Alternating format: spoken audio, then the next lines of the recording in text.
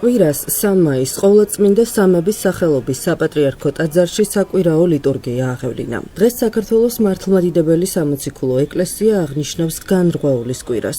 ეკლესია მოიხსენიებს ღირს თეოდორე ტრიქინას. მართალტაბითას წმინდა გრიგოლ და ანასტასის სინელებს, ანტიოქიელ პატრიარქებს და ღირს ანასტასის სინას მთის იღუმენს. ღვთისმსახურება საპატრიარქო ტახტის მოსაყდრამ სენაკისა და ჩხოროწყუს მიტროპოლიტმა შეომაღავლინა. თანამსახურებდნენ სამების საპატრიარქო ტაძრის წინამძღვრის მოადგილე არქიმანდრიტი ილია ნასიძე და სხვა სასულიერო პირები. წირვის დასრულების შემდეგ მღვდელმთავარმა მრევლი დალოცა და ქადაგებით მიმართა. დღესვე ბერიების გვარი დაილოცა. სახელითა მამისათა და ძისათა და სულისაწმინდისათა, ძვირფასო მამებო, ძმებო და დებო, გილოცავთ აღდგომიდან მეოთხე კვირას, რომელსაც განრღვეულის კვირა ეწოდება. ვინაიდან დღეს სახარებიდან წაკითხული იყო უფალ იესო ქრისტეს მიერ განრღვეულის განკურნების შესახებ. იგი 38 წელი ავადმყოფობდა ამ უმძიმესი სენით და იწვა იერუსალიმში ბეთესდად წოდებულ საბანელთან, სადაც წელიწადში ერთხელ ჩამოდიოდა ანგელოზი და ამ საბანელში წყალს ამღვრევდა. და ვინც პირველი მოასწრებდა წყალში ჩასვლას, იკურნებოდა. რასენითაც იყო შეპყრობილი. და ეს საბრალო კაცი აუზთან ახლოს იწვა, მაგრამ არავინ ყავდა დამხმარე, ვინც მას წყალში ჩაუშვებდა. და აი, უფალმა იესო ქრისტემ ის შეამჩნია. მივიდა მასთან და კითხა, გინდა რომ განიკურნო? და მან მიუგო რომ უნდა, მაგრამ არავინ ყავს, ერთი ადამიანის კი არ გამოჩნდა, ვინც მას დაეხმარებოდა.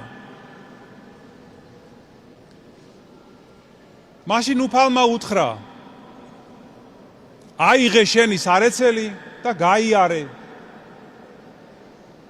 მანაც აიღო თავისი საწოლი და გაიარა და განიკურნა. ესეთი დიდი სასწაული მოხდა. აი ამ ამბავში ყველაფერი საკვირველია. უფლის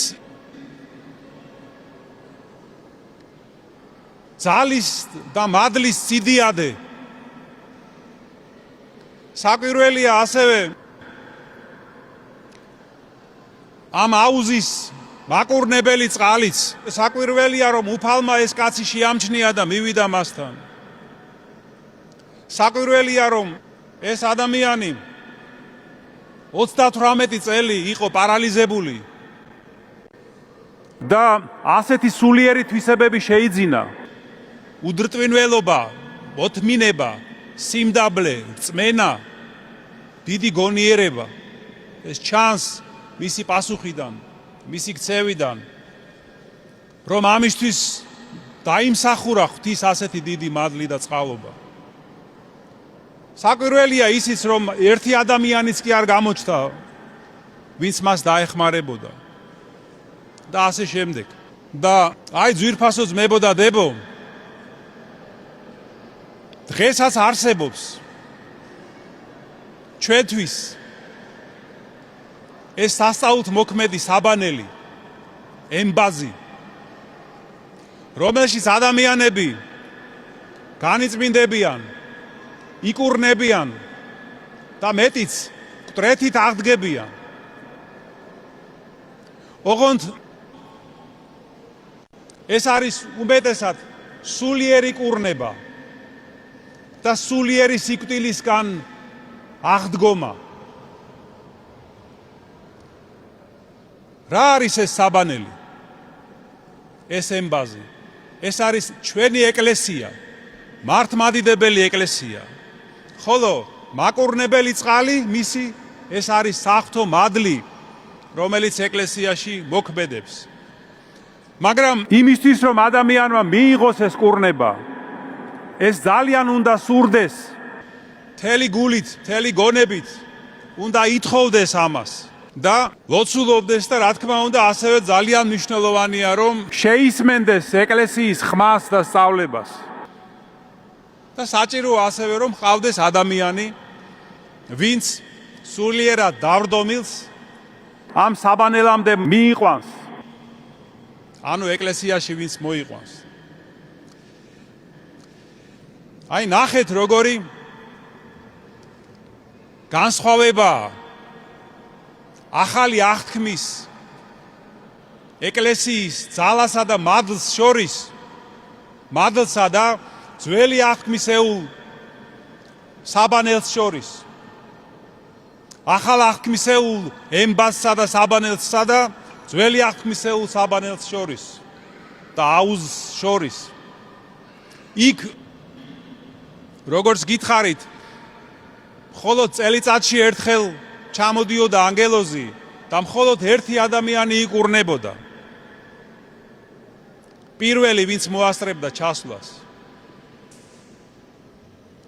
აქ კი უფალი იესო ქრისტე ჩავიდა მდინარე იორდანეში. წყლები აღამღვრია იორდანისა და მთელი სამყარო განკურნა.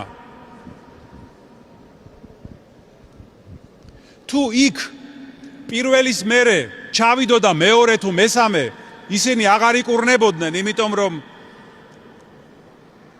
მადლი აღარ მოქმედებდა მეტი. ჩერდებოდა ეს. არა მადლის მომცემელის სიღარიბის გამო, არა ღმერთის სიღარიბის გამო კი არ ხდებოდა ესე. არამედ მიმღებელთა სულიერი უზურების გამო იყო ასე. აქ კი პირველის მერე თუ ჩავა მეორე, მესამე, მეოთხე, გინდაც 10, 100 თუ 1000 ადამიანი შევიდეს ამ საბანელში და უფრო მეტიც მთელი სამყარო რომ შევიდეს, ყველა განიკურნება, ყველა აღდგება და ყველა განიწმინდება. იმიტომ რომ ეს არის ახალი სახის განწმენდა, სულიერი განწმენდა. და როგორც ამბობს წმინდა იოანე ოქროპირი, თუ იქ რაც მეტი ადამიანი განიბანებოდა, ის წყალი უფრო ბინძური ხდებოდა. აქ რაც უფრო მეტი ადამიანი განიბანება და შედის ამ წყლებში, მით უფრო წმინდა ხდება. ძვირფასო ძმებო და დებო, რახან ჩვენ გავიხსენეთ ახალი აღთქმის ემბაზი, ნათლის ღება. მე მინდა დღეს გავიხსენო უწმინდესი და უნეტარესი კათოლიკოს პატრიარქი ილია მეორე კიდევ ერთხელ თქვენთან ერთად და გავიხსენო ის შესანიშნავი პრაქტიკა, რომელიც მან დააწესა, გულისხმობს საყოველთაო ნათლობის ტრადიციას, რომელმაც ამდენი სარგებელი და სიხარული მოუტანა ჩვენს ხალხს და ვისურვოთ და ინებოს უფალმა, რომ ჩვენს ეკლესიაში ეს ტრადიცია კლავაც გაგრძელდეს. კიდევ ერთხელ გილოცავთ დღევანდელ დღეს, ღმერთმა დაგლოცოთ და გაგაძლიეროთ, უფალმა თავისი მადლით და ძალით განკურნოს, განწმინდოს და აღადგინოს ჩვენი სულები. ამინ.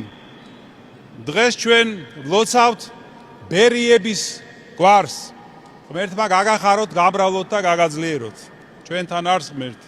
სამების საპატრიარქო ტაძარში დღეს წირვაზე იმყოფებოდნენ სენაკის წმინდა ალექსი შუშენიას სახელობის მართლმადიდებლური სკოლა გიმნაზიის დირექტორი ნინო ჯანჯღავა, ამავე სკოლის პედაგოგები და კურსდამთავრებულები. ღვთისმსახურების დასრულების შემდეგ მიტროპოლიტმა შიომ დალოცა ისინი. ბედნიერი დღე გვაქვს დღეს თქვენთან შეხვედრით. ჩვენი ოჯახების სიხარული მადლობა მეუღლე. აი გამღეულის კვირა იყო და კურნება მოგცეთ, კურნება, სულიერი, სულიერი, ყველანაირი თქვენ და ჩვენ ქვეყანასთან. მადლობა დიდი. მადლობა დღეს ძალიან ბედნიერები ვართ ჩვენ დღეს წმინდა ალექსი შუშანიას სახელობის მართლმადიდებლური სკოლა გიმნაზიის პედაგოგები სპეციალურად ჩამოვედით სამეუფო წირვაზე დასასწრებად. ჩვენი ეპარქიის მმართველი არის მეუფე შიო მოსაყდრე. ჩვენ კიდე გვინდოდა გამოგვეხატა ჩვენი სიყვარული, ჩვენი პატივისცემა, ჩვენი თანადგომა და აქეთ ვესტუმრეთ მეუფეს. ძალიან ბედნიერი დღე იყო, არაჩვეულებრივი წირვა, არაჩვეულებრივი ქადაგება. ბოლოს მეუფემ დააგულოცა, მოგვეფერა და ეს ჩვენთვის ძალიან დიდი ნუგეშია, იმიტომ რომ ჩვენ მეუფე ძალიან გვიყვარს. მას ძალიან დიდი წვლილი აქვს ჩვენს ეპარქიაზე, მე განსაკუთრებით შემიძლია ვთქვა ჩვენ სკოლა გიმნაზიაზე. ერთსულოვნების ეთერში არაერთხელ ყოფილა სიუჟეტი სკოლის შესახებ და თუ სკოლას რამე წარმატება გააჩნია, ეს ყველაფერი მეუფის დამსახურებაა და მე მინდა რომ მეუფე ყავდეს დიდხანს ჯამრთელად და ბევრი სასიკეთო საქმე აკეთოს, არა მარტო ჩვენი ეპარქიისთვის, მთელი ქვეყნისთვის, მთელი საქართველოსთვის და მჯერა რომ მეუფე შეძლებს ამას ყველაფერს. დღეს ვარ ძალიან ბედნიერი. ცოტა კი ვღელა, მაგრამ მინდა ვთქვა, რომ ჩემი სიყვარული პატივისცემა გამოვხატო მეუფისადმი.